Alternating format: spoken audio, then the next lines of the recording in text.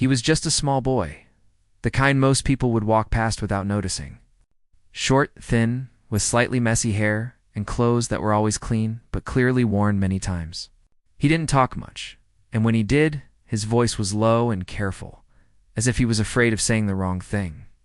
In school, teachers often described him as quiet but polite. Other kids saw him as someone who stayed in the background. He wasn't the fastest runner, not the loudest speaker, and not the one raising his hand every minute. Most days, he blended into the room like he was meant to stay unseen. At home, life was simple. There were no fancy things, no big house, and no extra money for hobbies or toys. His family worked hard just to get through each month. Evenings were usually quiet. After dinner, the television stayed off to save electricity, and everyone found something small to do before bed. That silence, which might have felt empty to others, felt safe to him. It gave him space to think, to listen, and to feel. The piano entered his life almost by accident. One afternoon, after school, he followed his mother to a community building nearby. She had to help clean a room there for a few hours. The boy sat on a chair in the corner, swinging his legs back and forth, bored and restless. In the next room, the door was slightly open. Inside, there was an old upright piano. The wood was scratched, some keys were yellowed, and it looked like it hadn't been played in a long time at first. He just stared at it from a distance. Something about it pulled him in. Maybe it was the way the light from the window fell across the keys. Or maybe it was the quiet promise that the instrument seemed to hold. When no one was watching, he slowly walked over. He lifted the piano bench with effort and climbed onto it. His feet didn't even reach the floor. He pressed one key. The sound surprised him. It wasn't perfect, but it was warm. It filled the room in a way that felt alive. He pressed another key, then another. Soon, he was tapping out small sounds, not following any song, just listening. He smiled without realizing it. From that day on, whenever he could, he found his way back to that piano. No one taught him at first. He didn't know about notes or scales. He didn't even know what the keys were called. He just listened. He watched videos when he could borrow a phone. He remembered sounds from music he heard on the radio. Slowly, his fingers began to move with purpose. He learned which sounds felt happy, which felt sad, and which made his chest feel tight in a way he couldn't explain. The piano became his safe place. When school felt overwhelming, when other kids ignored him or laughed quietly at his old shoes, he thought about the keys. When things felt too loud inside his head, he imagined melodies. Music became the way he spoke without words. It was the only place where he didn't feel small. At home, there was no piano. He practiced in his mind instead. He would tap rhythms on the table, on his legs, even on the wall. Sometimes, late at night, he moved his fingers in the air, silently playing songs only he could hear. His family noticed but didn't fully understand. They thought it was just a phase, something he would grow out of. But he didn't. Over time, people at the community building started noticing that the piano sounded different when he was around. The music wasn't random anymore. It flowed. It told stories. Some stopped to listen from the hallway. Others sat quietly in the back of the room, surprised that such sound could come from such small hands. Still, no one called him special. No one labeled him a prodigy. To the world, he was still just a quiet boy playing an old piano, and he was okay with that. He never played to impress. When people clapped, he looked down, unsure of what to do. When someone asked where he learned, he shrugged and said, "I just listen." He didn't know the words to explain what music meant to him. He only knew that without it, something inside him felt missing. One evening, as the sun dipped low and painted the windows orange, he sat at the piano again. The building was quieter than usual. His fingers touched the keys, and he began to play something new. It wasn't a song he had heard before. It came from somewhere deep inside him. The notes rose and fell like emotions he had never spoken out loud. Unbeknownst to him, someone stood just outside the door. That person paused. Listening closely, the boy kept playing. Unaware that this moment, this simple evening in a nearly empty room, was the beginning of something that would change his life forever. The person standing outside the door did not move right away. They were someone who had spent most of their life around music. Concert halls, practice rooms, competitions, students, rehearsals, all of it was familiar. They had heard thousands of performances. From beginners struggling with basic notes to advanced players showing perfect technique, very little surprised them anymore. Most music followed patterns they could predict within seconds. But what they were hearing now made them stop. The sound coming from the room was not loud or dramatic. It was calm, almost gentle. Yet there was something unusual about it. The notes were placed carefully, as if the person playing was thinking deeply about every sound. There were small pauses, slight changes in rhythm, moments where the music seemed to breathe. It didn't sound like a child copying something they had heard. It sounded like someone speaking honestly, without trying to impress. The professional leaned slightly closer to the door. They expected to see a grown student, or perhaps an adult practicing after hours. Instead, when they finally looked inside, they saw the small boy sitting at the piano. His legs still didn't reach the floor. His back was straight, but not stiff. His face was serious, focused, almost peaceful. His fingers moved smoothly over the keys, not rushing, not hesitating. For a moment, the professional thought they must be mistaken. Children that young usually played with stiffness or excitement. They missed notes. They showed effort on their faces. But this boy looked different. He wasn't fighting the piano. He seemed to understand it. The professional stayed silent. They didn't want to interrupt. They stood there listening, letting the boy finish. The music slowly came to an end. The boy lifted his hands and rested them in his lap. He exhaled softly, like someone waking from a dream. Only then did he notice someone else in the room. He froze. His eyes widened slightly, and his shoulders tensed. He quickly stood up from the bench, unsure if he was in trouble. Adults usually didn't like kids touching things without permission, especially instruments. "I'm sorry," he said quietly, looking down. "I'll stop." The professional raised a hand gently. "No," they said. "You don't need to stop." Their voice was calm, not strict. Still, the boy stayed tense. "How long have you been playing?" the professional asked. The boy thought for a moment. "I don't know," he said honestly. "Sometimes. When I can," that answer surprised them. "Who teaches you?" the professional asked next. The boy shook his head. "No one." The professional stepped closer to the piano. They looked at the keys, then at the boy's hands. Small hands. No signs of formal training. No calluses from long forced practice. Yet the control was there. "What were you playing just now?" they asked. The boy shrugged again. "I don't know, I just played." That was not the answer they expected, but somehow it made sense. The professional asked him to sit again. The boy hesitated, then slowly climbed back onto the bench. "Can you play that again?" they asked. The boy nodded. His fingers returned to the keys. This time, he was a little nervous. The music wasn't exactly the same. It never was. But it carried the same feeling. Soft, thoughtful, honest. As he played, the professional noticed details that made their heart beat faster. The way the boy changed tempo without losing balance. The way he used silence, letting notes fade before moving on. These were things even trained students struggled with. When the boy finished, the room stayed quiet for a moment. "That was very good," the professional said slowly. The boy didn't smile.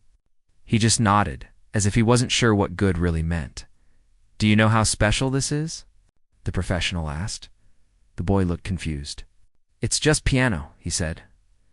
That answer stayed with them. They sat down beside him and asked gentle questions. Where he learned to listen, how he remembered songs, how often he played. The boy answered simply, without exaggeration. He talked about tapping rhythms on tables, about playing in his head at night, about how the piano made him feel calm. There was no pride in his voice, no need to show off. Music wasn't something he used to stand out. It was something he used to survive. The professional realized something important in that moment. This boy wasn't chasing applause. He wasn't copying others. He was listening to something inside himself, Before leaving, the professional asked if they could come back another day to listen again. The boy nodded shyly. That night, the professional couldn't stop thinking about him. They had met many talented students before, but talent alone was common. What was rare was sincerity.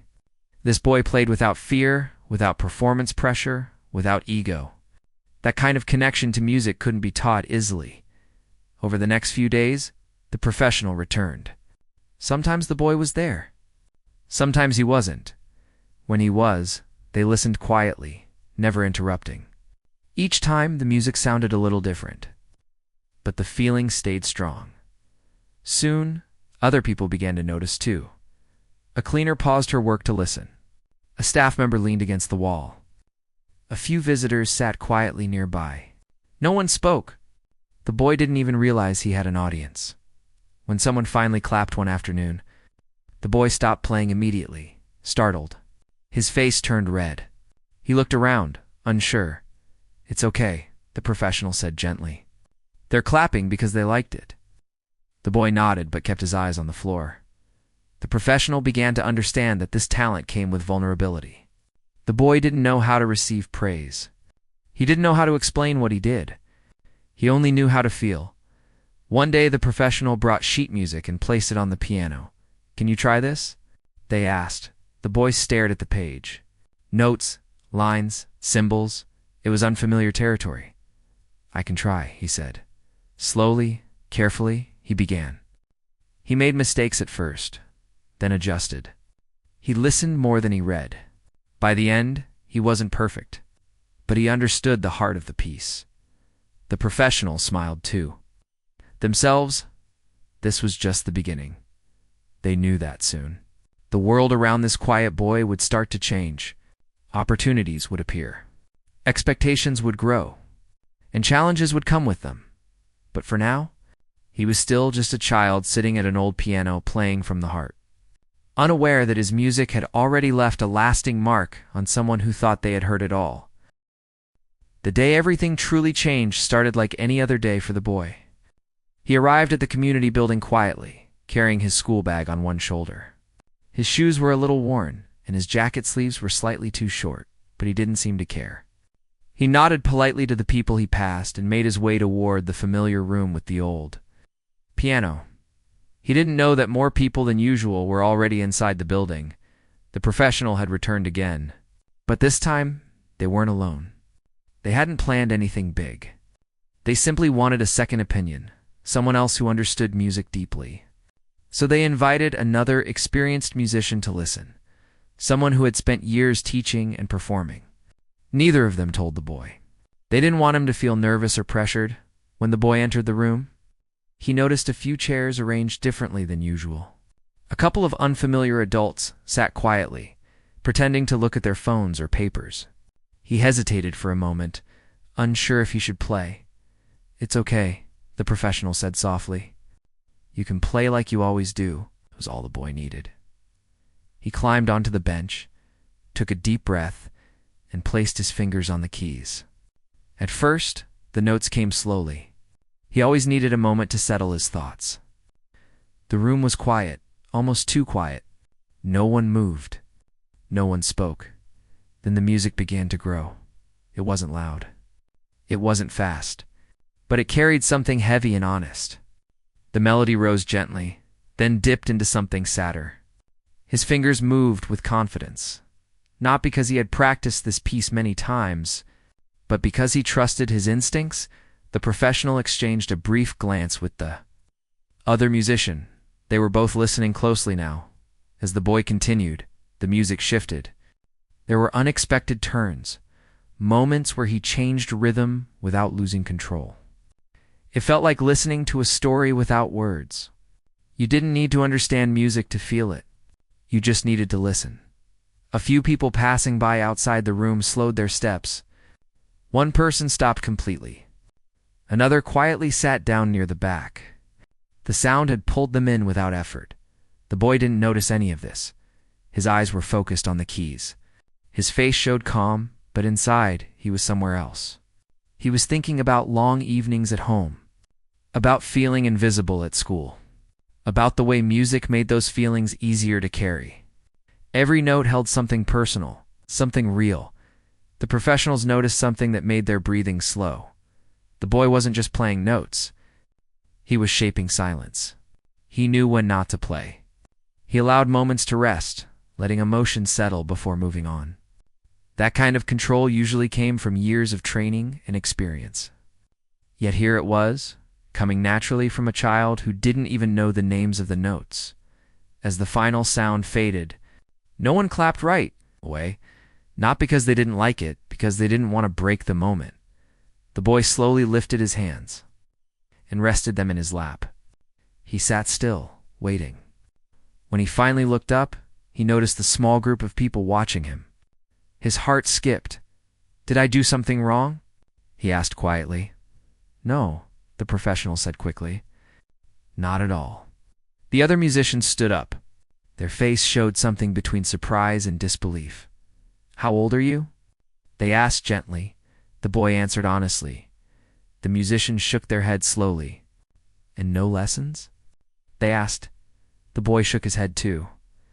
They let out a small breath, almost a laugh, but not from humor. From amazement, they sat down at the piano and played a short, complex piece. Their fingers moved quickly and cleanly. It was impressive, polished, and confident. When they finished, they turned to the boy. "Can you try something like that?" they asked, not challenging him, just curious. The boy nodded. He placed his hands on the keys again. He didn't copy exactly what he heard. Instead, he took parts of it and made them his own. He slowed some sections, changed others, and added something new. It wasn't perfect, but it was expressive.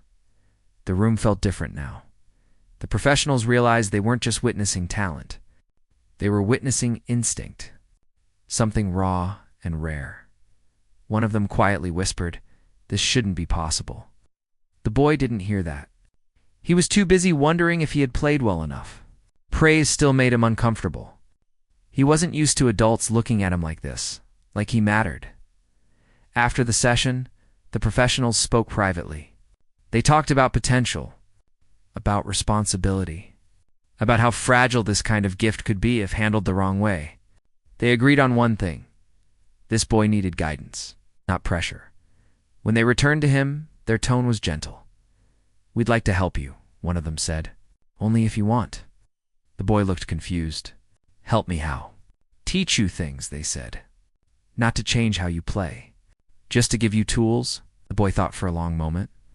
Then he nodded slowly. That small nod felt heavier than any contract. Over the next few days, word spread quietly. Not on the internet. Not in headlines. Just through whispers and conversations. People came by more often. Some stayed to listen. Some wiped tears without knowing why. The boy noticed the change. He felt eyes on him more often. At first, it made him nervous. His fingers shook. He made mistakes. Once he stopped in the middle of a song and apologized. The professional knelt beside him. "You don't owe anyone perfection," they said. "Just honesty." That helped. One afternoon, something unexpected happened. A man who had been listening quietly approached the piano after the boy finished. He didn't say much. He simply said, "I lost someone recently. That music helped me breathe again." The boy didn't know how to respond. He just nodded. But that night he thought about those words again and again. For the first time, he realized that his music wasn't just helping him. It was helping others too. That realization changed how he played. Not in style, but in purpose. He began to play with even more care. Not to impress, but to connect. He listened more deeply. He trusted silence more. Each session felt heavier, but also more meaningful. The professionals watched quietly, sometimes worried, sometimes amazed.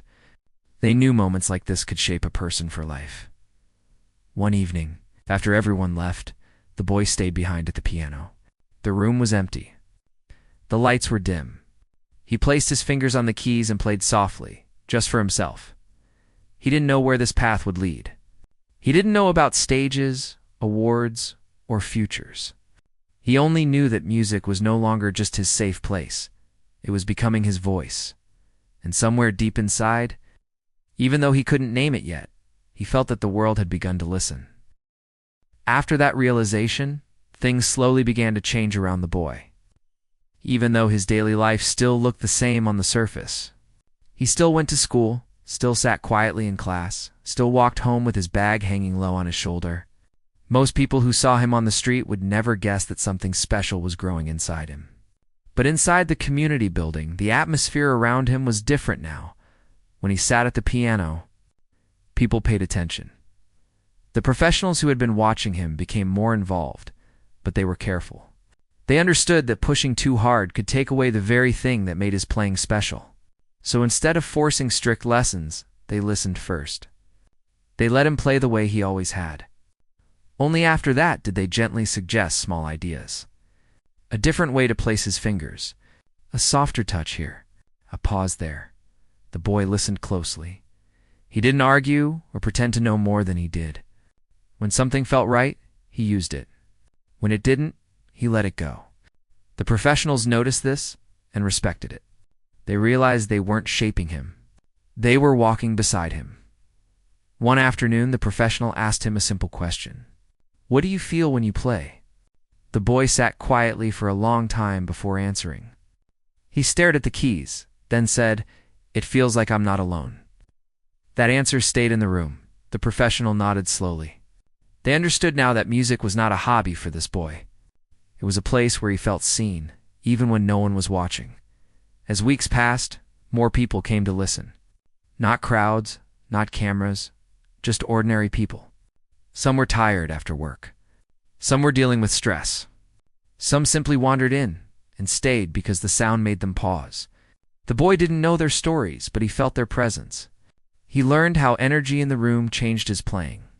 When someone was tense, his music softened. When the room felt heavy, he slowed down. He was learning empathy without realizing it. At first, the attention scared him. His hands sometimes trembled. He made mistakes and felt embarrassed. Once, he stopped playing halfway through a piece and whispered, "I'm sorry." The room went quiet. The professional walked over and knelt beside him. "You don't need to say sorry," they said gently. "Music isn't about being perfect. It's about being real." The boy nodded, blinking back tears. Then he placed his hands back on the keys and continued. Not perfectly, but honestly. The people listening felt it. Some smiled. Some closed their eyes. That day marked a shift. The professional decided it was time to say something clearly, something they had been holding back. After the boy finished playing, they spoke so everyone could hear. "I've been around music my whole life," they said. "And what this child has is rare. Not because of speed or tricks, but because of feeling. That kind of connection can't be taught." The boy's face turned red. He wanted to disappear. Praise still felt heavy to him, like a coat too big for his shoulders. But the professional continued. "Talent like this also needs care, guidance, support." They turned to the boy. "Would you like to learn more? Not to change who you are, but to understand what you already have." The boy looked down at his hands. He thought about the piano being taken away. About music turning into pressure? His chest tightened. "What if I mess up?" he asked quietly. The professional smiled softly. "Then you mess up. And you keep going." That answer felt safe. From that point on, small lessons became part of his routine. Not strict schedules. Not heavy rules. Just moments of learning. The professionals taught him how to name the sounds he already knew. How to read simple music without losing his natural style. How to protect his hands and body so he wouldn't hurt himself. The boy absorbed it all like a sponge. Something else changed, too. He started to believe, just a little, that his music mattered. Not in a big, famous way, but in a human way. When someone thanked him, he no longer froze. He still felt shy, but he listened. He understood that his playing could sit with someone in their sadness or lift them for a moment. One evening, after a long day, the professional stayed behind with him. The building was quiet. Chairs were stacked. The lights were dim. "You know," the professional said, "I still learn from listening to you." Oh. The boy looked surprised. From me? Yes, they replied. You remind me why I started. That was the first time the boy truly saw the professional not as an expert but as a person. Someone who had once been young too. Someone who had once played for love, not for applause. That night the boy went home and lay awake in bed longer than usual. He thought about the piano. About the sounds he hadn't discovered yet. About the idea that maybe, just maybe, he was allowed to take up space in the world. At school, nothing dramatic changed. He was still quiet, still overlooked by many, but inside he stood a little straighter. When kids laughed too loudly, it didn't cut as deep. When teachers spoke over him, he didn't shrink as much. He had something no one could take away. Music had given him a center. One weekend, the professional invited him to play in a slightly bigger room. Not a stage. Just a hall with better sound. The boy's heart raced when he saw it. The ceiling was higher. The piano was newer. The space felt serious. You don't have to play if you don't want to, the professional said. The boy swallowed and nodded. I want to try. He sat down. The piano felt different. The keys were smoother. The sound was clearer. At first he felt lost. Then he closed his eyes and played the way he always did. The room filled with sound. When he finished, the silence was deep. Then someone quietly said, "Thank you." That single word meant more than applause. After that day, the professional had no doubt. They spoke openly with others in the music world. Not with exaggeration, not with promises. Just honesty. There is a child, they said, who plays like he listens to the world. People became curious. But the professional protected the boy.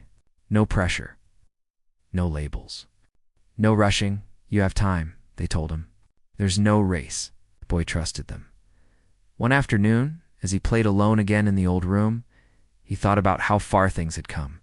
Not in distance, but in feeling. The piano was still the same. The bench still a little uncomfortable. The room still quiet, but he was different. He played a new melody, slow and gentle. It carried gratitude, fear, hope, and wonder all at once. When the last note faded, he sat there, breathing softly. He didn't know where this path would lead. He didn't need to, for now.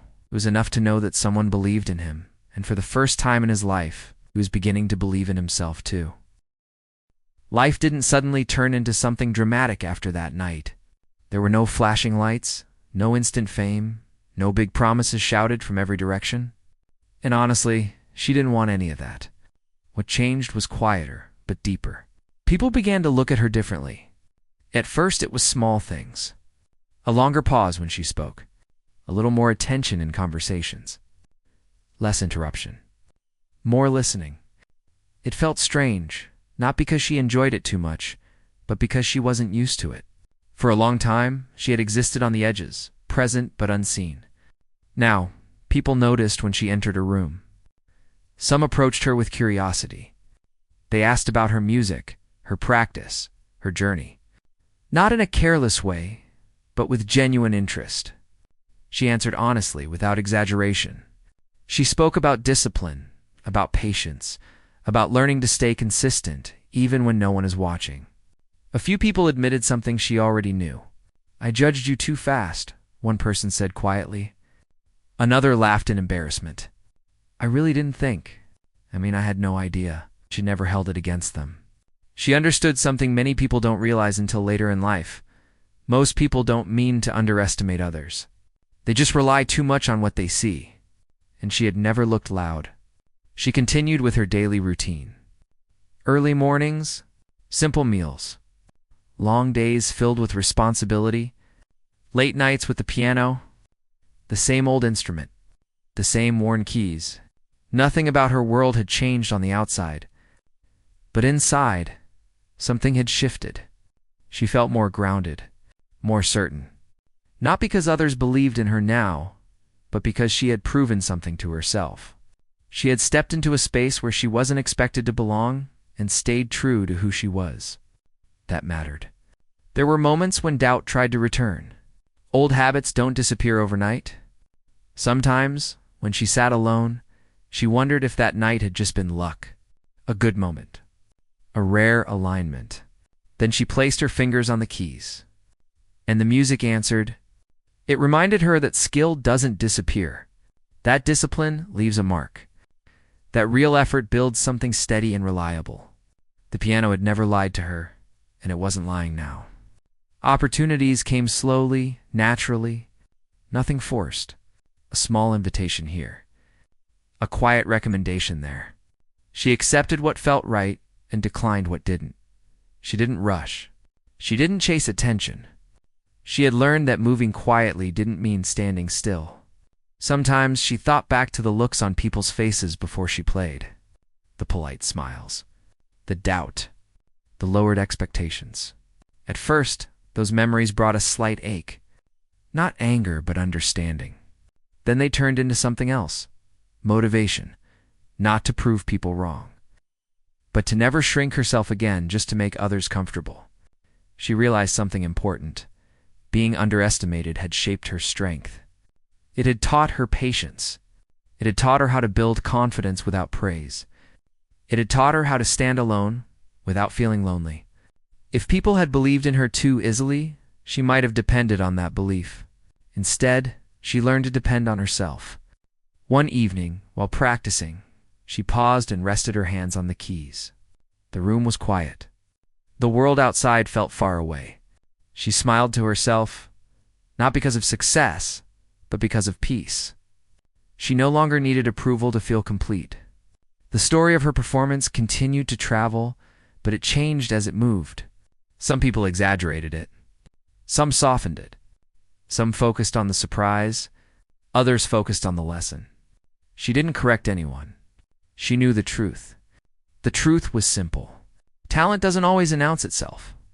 It doesn't always look confident. It doesn't always ask to be seen. Sometimes it waits. It grows quietly. It prepares in silence. And when the moment comes, it speaks clearly. She began to notice something else too. After that event, she paid more attention to people around her.